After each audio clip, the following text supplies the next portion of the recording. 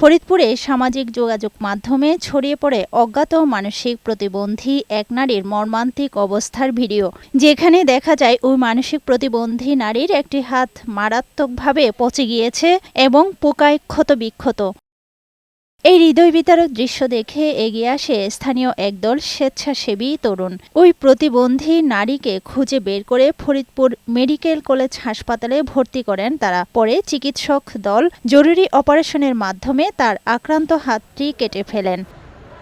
চিকিৎসকরা জানান, সময়মতো অপারেশন না হলে রোগীর মৃত্যু অনিবার্য ছিল। বর্তমানে রোগীর অবস্থা স্থিতিশীল। হাতের অবস্থা একেবারেই খারাপ। পরে আমরা সিদ্ধান্ত নিলাম হাতটা রাখলে পরে ওই রোগী সুস্থ হবে না। পরে আমরা আজকে ওনার হাতটা অপারেশন করে হাতটা ফেলে দিচ্ছি, যেহেতু হাতটাকে ইনঅ্যাক্টিভ হয়ে গেছে। ঘাটা সারুক, খারাপ পরে আমরা ছেড়ে দেবো, তারপরে উনি যেখানে যাবেন।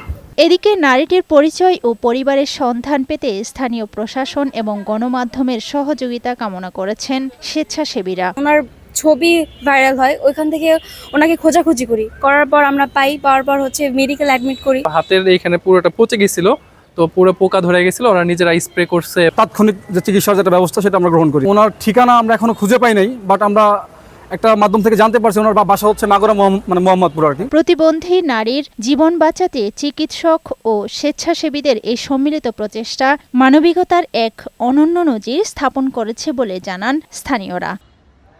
আফরোজা সুলতানা, বৈশাখী সংবাদ।